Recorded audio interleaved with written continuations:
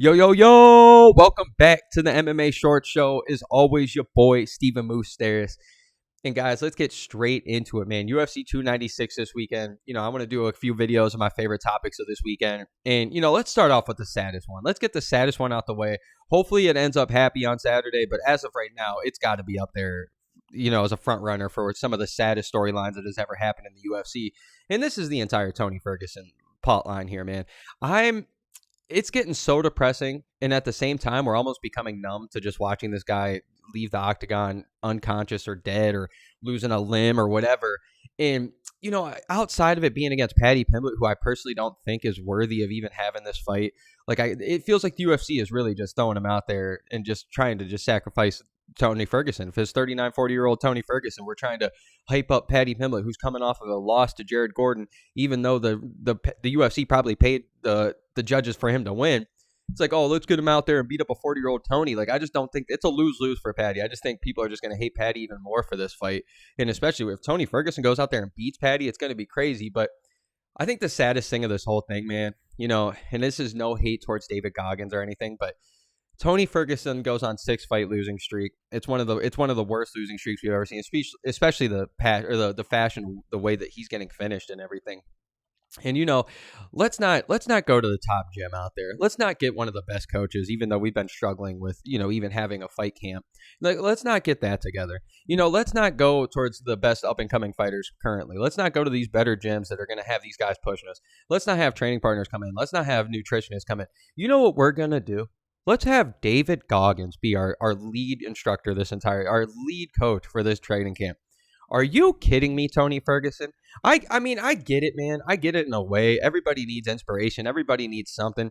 Especially if you're somebody out here struggling to wake up every day and maybe deal with depression, or somebody who's starting off at the gym trying to lose weight or something. David Goggins is one of the perfect guys for that. Clearly, honestly, he's an amazing guy. If you guys need motivation, he's the man, But when it comes to MMA, I mean, I'm not trying to be rude here, but I think I could kick David Goggins' ass. I really think I could snap that dude's leg in one leg kick. I'm not joking. He's that skinny, and I just don't get where this is helping Tony Ferguson whatsoever. I think this is just hurting the man. And then it's official today. Before I'm even going to sit down and talk about David Goggins and Tony Ferguson, it's official 10 minutes ago that David Goggins is going to be cornering him this weekend. Are we joking, Tony? Are you playing with us? Is CTE coming over you that crazy? What is David Goggins going to do to help you, man? Are you joking me? Let's not go to Mike Jackson. Let's not go to all these guys at, AKA, American Kickboxing Academy. Let's not go there. Let's not go to Henry Hoof. Let's not go to all these great gyms that are out there. Let's not do that at all. Let's not go to Eugene Behrman out there in Australia with all them boys. Let's not do any of that.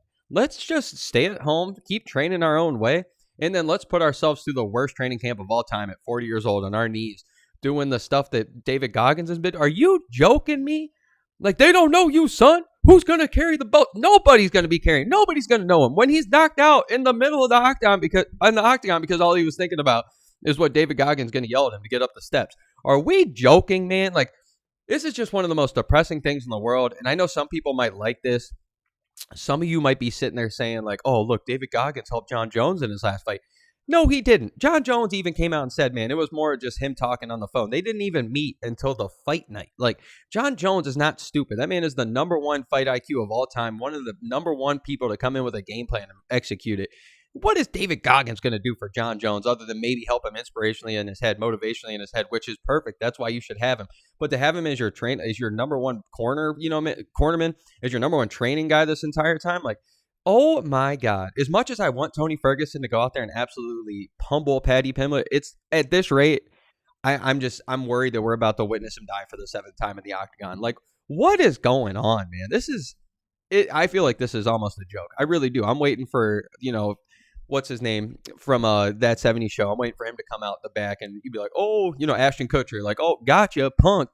Holy shit, man. I am just extremely worried, and I'm out of all the storylines this weekend, yeah, sure, we got the Ian Garys out there, the Shavkat Rakhmanovs making their thing, the Colby Covington, Leon Edwards. You got everybody in the world on this fight card. And so, yeah, maybe this goes under the rug. But for us out here that have been watching the sport forever and have been loving Tony Ferguson forever, this is just the worst news of all time. And after seeing him die 6 straight times from Justin Gaethje, Beneil Dariush, Charles Oliveira, Michael Chandler, Bobby Green, Nate Diaz, all these guys, those people are at least were respected and have earned their way throughout the years and have, make push towards titles and whatnot. For them to just throw him against Paddy Pimblett, man, like, this is the last loss we want to see. It was tough enough with Bobby Green. We love Bobby Green, but, like, it was tough enough with that. And it was tough enough to watch Michael Chandler kick his face off. But now we got to watch Paddy Pimblett probably get a win over him. And this is just sad. And then we're going to have to sit here listening to David Goggins the entire time. Who's going to carry the boats? They don't know you, son. Like, come on. What's that going to do in MMA? I'm sorry, guys, but this is stupid. So I'm just warning you guys now. I'm still going to be rooting for Tony Ferguson. I'm going to hope he does it. But this just feels like CTE happening. This just feels like denial. This just feels like, oh, I've just been unlucky the last 6 fights. I'm not looking forward to this at all, especially after this David Goggins stuff, man.